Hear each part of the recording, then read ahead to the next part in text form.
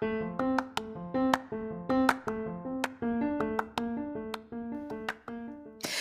there, and welcome to the daily podcast where wisdom smacks us with kisses or love taps. I'm MichelleSpiva, a wisdom strengthening coach, your host, and practical priestess of wisdom. Mwah. Join us daily to gain wisdom and mental strength as we tackle innovative thinking, address emotional and behavioral life traps, and yes, provide you with some practical how to's to wrap it all up. So settle in or crank up the speed 2x, whatever gets your mental processes firing as we dive in. Stay tuned.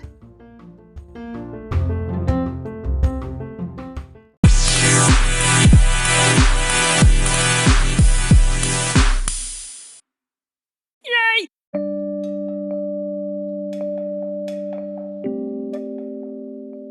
Hey, what you doing? Oh, I'm just sitting here thinking. Thinking, that's it? Am I supposed to be doing anything else? Hey, this is MichelleSpiva, your practical priestess of wisdom, and I want to welcome you to today's podcast of Wisdom Smack. Mwah! So, we're going to be talking about that quiet time and what having a lot of time has started to reveal. So, join me as we peel back the layers and talk about some wisdoms when it comes to having a lot of time. So, join me on the flip as we talk about because you don't want to. I'll see you on the flip.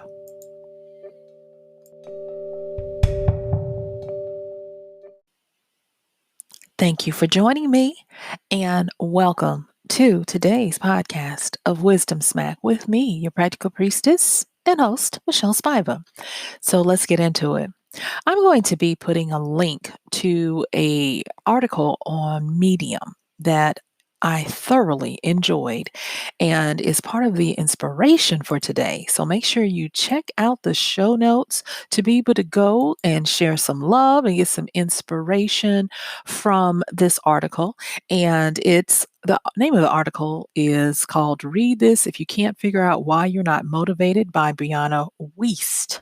I hope I'm saying that right, but I'll make sure that I link her. Y'all share her some love, give her some claps and the like. It's a short 4-minute read. All right. So anyway, let's get into it. And today we're talking about because you don't want to. And I think that that is one of the best and most healthy ways for you to claim it as your mantra, especially if you're listening to this at the time of recording going into this weekend. So, because you don't want to, what that means is you've gotten to the point where in this time of pandemic, the world has changed. Things have slowed down, and you've possibly gotten past that fear of missing out, that fear of all of the crashing thoughts and things that used to take your mind away from the still quiet of the truth, that now you're starting to make peace with it. I was reading this article that I just made reference to, and she said something that really got me. And she said, "You've got all the time in the world now. So now you're faced with the fact that you're not doing the things that you said you were going to do because you didn't have time. It's because you really don't want to." Yeah. And it hit me like a sack of rocks because no lies detected. She told the truth. She came straight down the middle of the street with a megahorn. And I have to give her a shout out for that. But there were other things that started percolating as she was talking about this because she gave the example that I was using. I was like, oh, I'm going to do spraying, deep cleaning, and all of this kind of stuff. And I'm going to tell y'all, I've been just, yeah, I've been hitting it as my mom used to say, a lick and a promise and the surface cleaning. And so I'm a little convicted because I did say, oh, if I had the time, I would do X, Y, and Z. I'd get in that kitchen and reorganize and, all of this kind of thing. So I'm a little convicted and I have to evaluate why don't I want to? See, that's the bigger thing. We are getting to the point now where you have to take time to process and to think. And as we're continuing to grow through this, and I've said this on a few podcasts, I'm going to say it again. I'm starting to see this as the blessing and the gift that a lot of people are have hoped for, prayed for, and begged for. And now that you've gotten it, because it doesn't necessarily look the way we thought, it's causing us to stumble and to see mirages and things that aren't true. And so, right now, with the power vested in me, I want to absolve you of all the guilt of all the things that you said I need to be doing that you might not be doing right now.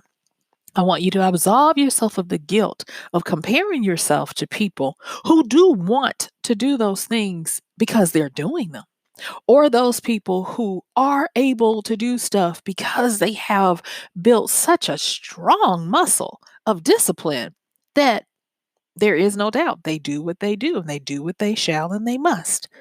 And so it's not about giving you permission to be a slacker. It's not about any of that.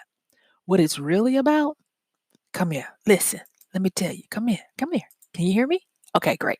What it's really about is finally getting to the point where you can hear and you can start to see the evidence of what you want and what you don't want. There is something to be said in the quiet. There is something to be said loudly in that small voice that we a lot of times squash out and can't hear. There are going to be people that during this time when they emerge, their entire concept of who they are and what they really want is going to be turned upside down. So I officially want to welcome you to the reset. Oh, yes, welcoming you to the reset. And there are some great things that you can do as you're starting to return to quote unquote factory settings and starting to look at how you can do anything.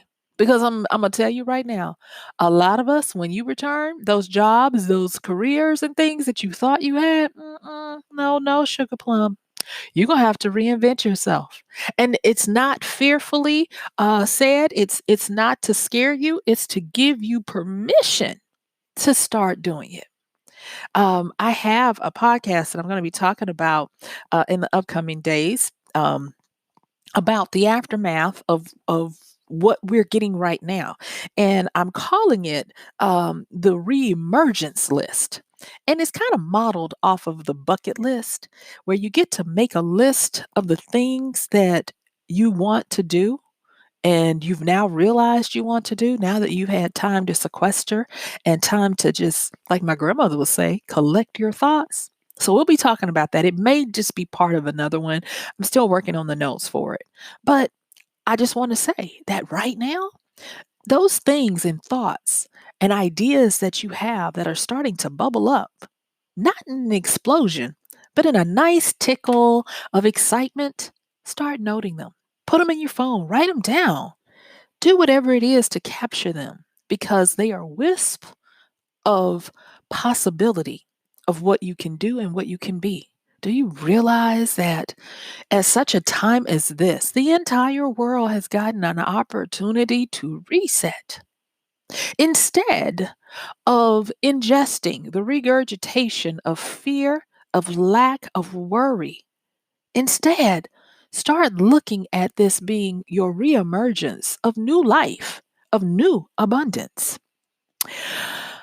I wanted to talk a little bit about what it feels like when you finally realize that all that stuff you thought you wanted to do, you can't bring yourself to do it. You've got all this time, you've possibly got the resources, and still you don't. And there is, I believe, a reason. So, thank you for listening to me and let me, get this opening. And I wanted to make sure that I gave Miss Brianna Weist a shout out because of her inspiration. So now I want to move into what are we doing when we figure out we don't want to do the stuff that we thought we wanted to do, or we don't want to be with the people that we thought we wanted to be with, or we don't want to be the person that we thought we wanted to be. You see, in times like this, when you allow yourself to stop running, to stop trying to hide behind all of the trips and all of the things, you start to meet yourself. And when you meet yourself, it's not a scary thing. It should be. And for the most part, it could be a reset and a welcoming home. And so I I wrote this down after listening to, it wasn't a podcast, it was a snippet of something that I listened to. And it really, it impacted me. And so I wrote it down, and the person said, he said, you don't have to make it happen, you have to welcome it. And I was like, what is that it? What is that it? And today it hit me that we don't have to make our beings happen. We have to welcome in what our beings have always been and accepting it. For some people, one of the most egregious evils is to be idle. And they're right until it comes time for that to happen. You see, there's a saying that says, there is nothing new under the sun, and that everything has a time and a place. And for those people who are well versed with the ancient text of the Bible, you'll find that in Ecclesiastes. There is a time and a season for everything. There's a time to work, and there is a time to rest.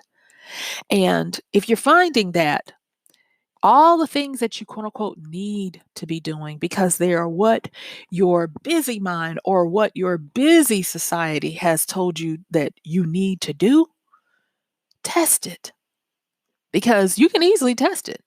If it is something that you should be doing, you would start doing it, or you would be about doing it. You know, I am currently blessed to be working with a small group of people, teaching them in a writing class. And what I started noticing is at first I was tired. I was trying to deal with all of the stuff, all the things about the crisis and the corona and all of that kind of stuff. And after the first 3 weeks of our time together, I started finding my groove, and I started being able to manage it and my writing, and I started being able to be more open to the creative flow that I used to have. And I was like, what wizardry is this? Only to realize that it's because that quiet, still voice is having time to speak, having time for us to start hearing. Let me ask you, have you paused to listen? Have you paused to feel, to sense, to know, to just be? Now, you might say, well, Michelle, I've got all of these kids, I've got all this activity, I've got all of this stuff. And I'm not one to try to tell people how to raise their children, especially in the formative ages. So, what I'll invite you to do is channel my grandmother and have it where they get to the point where maybe daily you have them take a beat for 15 and work them up to 30 minutes where they just sit and collect their thoughts. I've said it on previous podcasts, and I will continue to say it for as long as I have breath in my body. One of the biggest gifts my grandmother gave us, my siblings and myself, was the ability to sit and to collect our thoughts, to not feel the pressure of having to do anything. The biggest goal was to be.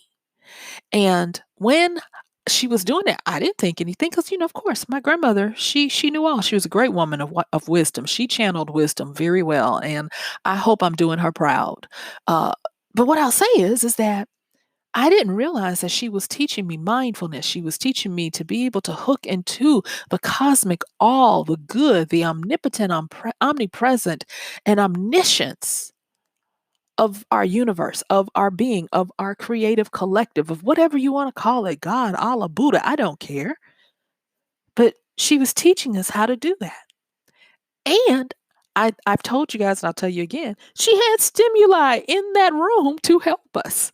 There was a bookshelf and, of course, there was, furnishings because it was in, her living room, but she also had an aquarium, huge, 3, um, separate, aquariums stacked on top of each other that spanned, the most of the wall that they sat against. And you turn those lights out, close the curtains, even in the midst of the day, and you were able to look at the eerie beauty of the sea life that she would have in those aquariums and the bubbling water. Oh my gosh, it would put you into a darn near nirvana. There would be times when I'll never forget it. I would think, that, oh, I don't want to sit down. I want to be out. I want to do this. I want to do that. And I'm mad with my sister because she did this and did that. And next thing you know, I'm daydreaming. And the next thing you know, my grandmother is picking me up and like, baby, it's time to get up. And I would have one of those hard sleeps. You know those sleeps when you wake up, you're disoriented, you don't know where you are, what happened, how did you get here? And yes, carpet imprints on my cheek. And I am reminiscent of that because this is a time for everyone to slow down and get a reset. Collect your thoughts, sweet pea, because you're going to need what your most wise self is trying to tell you. Because not if, when we go back, only those who have taken this time to get their reset and to start crafting their reemergence plan are going to fare well because there is just something about that element that each one of us, I don't care how logical, practical, pessimistic, I don't care, pragmatic, whatever you want to call it, I don't care how much you lean towards that bending. You can't predict all and you certainly can't plan all. But when you start to tap into that in eternal, eternal you, whispers of what to expect, what to come, and how to prepare start emerging. And when they start emerging, they are really good at being repetitive so that you don't miss it, so that you don't think you heard something. Because if it's for you and you have that seeker's heart, where you're willing to calm yourself down, get rid of all the guilt of all the stuff you need to be doing. Stop comparing yourselves with other people who are constantly online and telling you, I'm possibly guilty of it, of telling you, you need to be doing this, taking advantage of that, doing it, blah, blah, blah, blah, blah, blah, blah. Shut all of that out. Shut it down, dear one. Shut it out.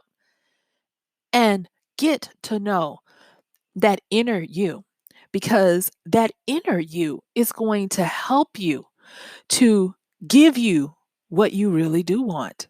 That inner you is going to help you to start dealing with the crisis going on inside of you. I have been, I'm going to tell the truth, I've been laughing because people that I didn't think were as bat poop crazy as they are, oh, honey, it's starting to show.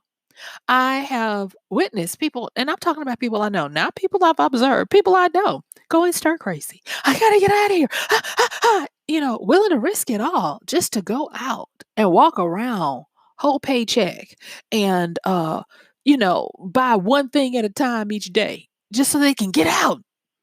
I'm like, wow. Running from anyone? And this is part of the blessing. And I said, and I'm not taking it back. This is part of the blessing of us being able to start to see those shadow sides of ourselves, starting to see those gaping holes that we have that other people can always see, but we might not be able to see. You know, being able to sit thyself down and be still and quiet, you begin to start knowing. You begin to start tackling that philosophical question of, uh, do you know? Do you believe or do you know? Because when it comes down to who you are, what you're supposed to be doing, when you get to that point where you really get quiet, you'll start evaluating, okay, what am I doing? Why am I doing it? Or why can't I do? Why can't I make myself? For some people, this is the time that your body is trying to make you sit down so it can do its job to repair and to replenish, to get you in a calm enough state to start producing its own HGH, human growth hormones, to get you in a state where it can start to work on your adrenal failure, to get you into a state where you will stop eating emotionally and listen to your body to only eat when you're hungry, sleep when you're truly tired, exercise when it's truly time to move. I had something come across my feed the other day, and there was this doctor talking about women's health and what women need. And I listened to it because, I'm curious like that. And out of all of that sales presentation and all of that, there were a few points that stuck out. And he talked about that he noticed a lot of times when his female patients would come in from a holiday or from a vacation, and they would have gone off their diets and eaten like crazy and all of this, and they would have come back only to realize that they had lost a lot of the weight they were trying to lose. Their bones and their overall well-being and disposition was better.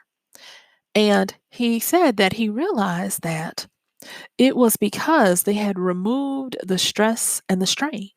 And then he talked about non exercise related movements, things like fidgeting, doodling, just the everyday up and down of getting up and going somewhere and doing things.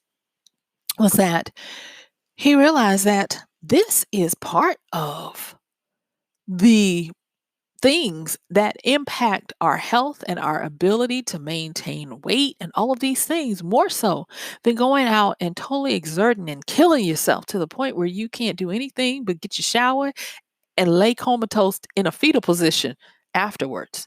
He talked about do not add more stress to your body. Every now and again, you do need to just relax and let it be. And I grabbed onto that. I was like, relax and let it be.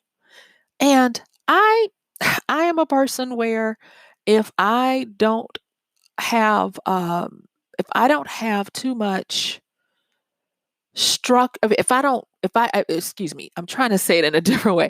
If I have too much structure for too long, I tend to uh not produce as well. And so over the years, because I do get to work from home and I work for myself, I have kind of learned my pacing. And I kind of know when it's time to pull back, give myself a break, let up on the gas, and get quiet and get a little reset. And I'm not saying that I'm better than anybody else. What I'm saying is, it's because of where we find ourselves collectively today. I want you to give yourself permission to do that as well. Now, yes, people, if you're able to work from home, if your employer is expecting that of you, please do that. But in the other time, don't run around like the road runner. Don't constantly try to be busy and thinking that if I'm not busy, I'm lazy, or that there's a guilt, or I should be doing this and I should be doing that. Don't do all of that. Understand truly that it comes to a time when your body, your mind, and even your world is begging you to slow down, to do nothing, because you don't want to. You don't want to do all of the aspirational things that people say, oh, you should be doing this or you should be doing that. You don't want to buy in to what society says is acceptable for you as you're in this time of corona virus self isolation.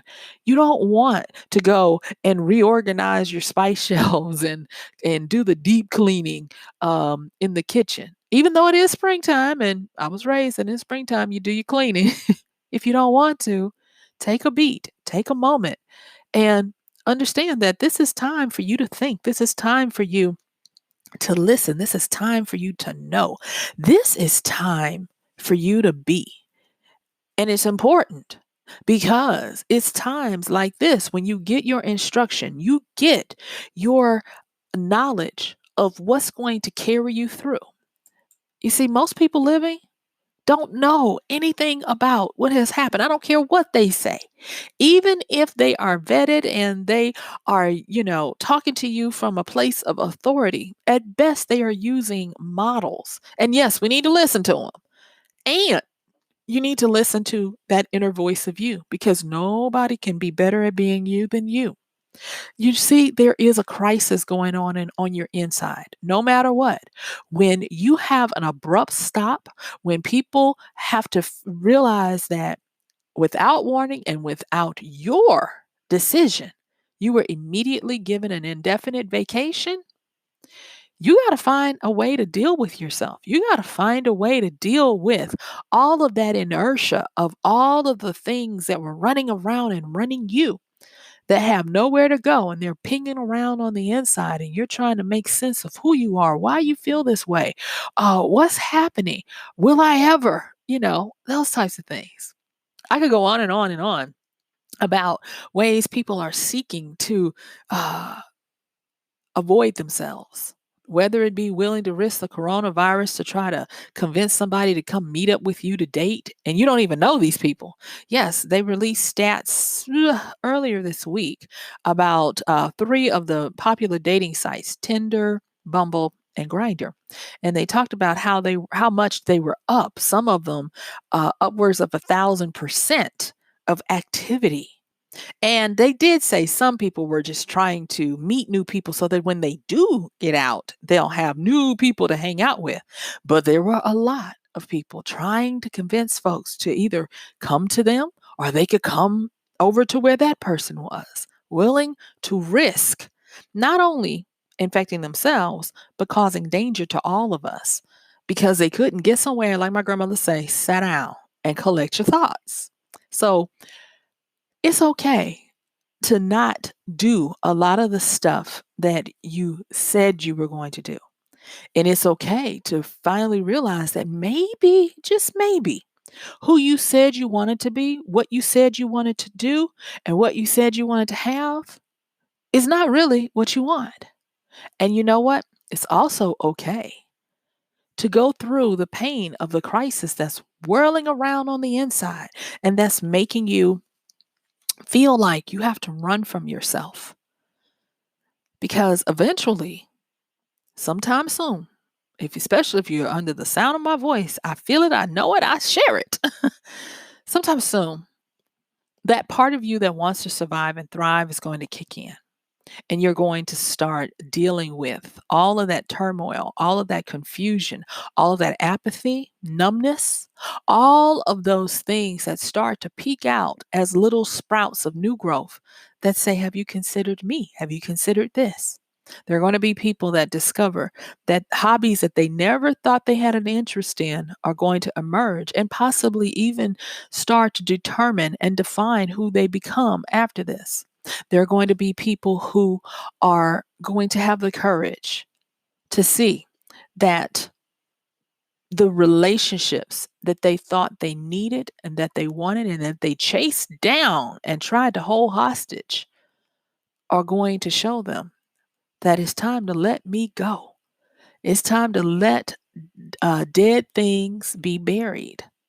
And in the last few minutes, I don't want you to feel like, oh, this is confusing. I know I need to do this, and you're telling me not to. No, what I'm saying is you are the absolute expert on being you. Nobody else can ever take that job away from you. And I want you to have faith, trust, and confidence in what is happening. For some of you, you've been delaying that part of the process that makes you grow still. You see, you're not going to always just sit there and not do anything. It's a process. So after you get through with all the frenetic energy and the tripping out and the spazzing out and stop fighting it. You know how a little kid when they're sleepy, they start doing more to stay awake to fight off the sleepiness? Don't fight it. Get still, get quiet. And it might take a day, some days, a week, a couple of weeks, but get still. Start making notes of things that spring up for you, of things that you didn't possibly consider, or where you start to see things in a different way. You start to get new ideas, different ideas, creative things that you might not have thought you wanted, and be okay with it.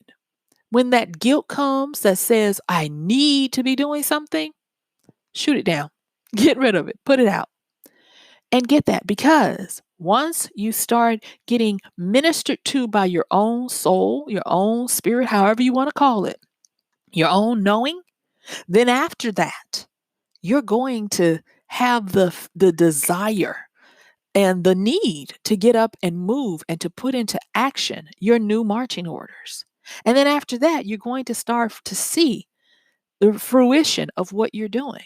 But if you're always trying to avoid getting to that point where you are confronted with the crisis inside, when you are confronted with the stillness of having to sit with self, you're going to prolong what could have been a great thing. So if you don't feel like getting up and doing all this extra stuff that you said you always wanted to do, it's okay because you don't want to. But what I don't want you to do is ignore the gift and the opportunity that's coming to you of finally getting a chance to think and process and know and be with yourself.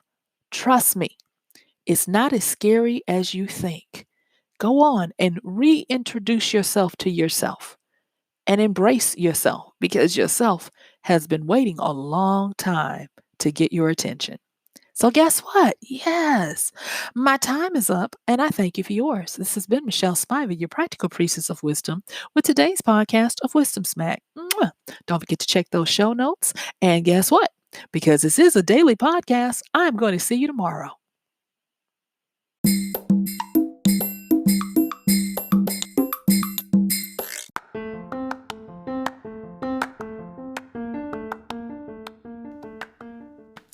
And that's going to do it for today's podcast of Wisdom Smack with MichelleSpiva. If you like this podcast, please help us get the word out. Like, comment, subscribe, and even share. And if you really like it, please help us continue to get the word out by considering using this show's link for Amazon. So when you want to go to Amazon and you do all of your general shopping, please use MichelleSpiva.com/AMZ. It's simple as that. It doesn't cost you anything extra, and this show might receive a little bit of commission that will go towards helping to further get these episodes out to you and to others. So thank you so much for listening. This has been MichelleSpiva with Wisdom Smack. Bye.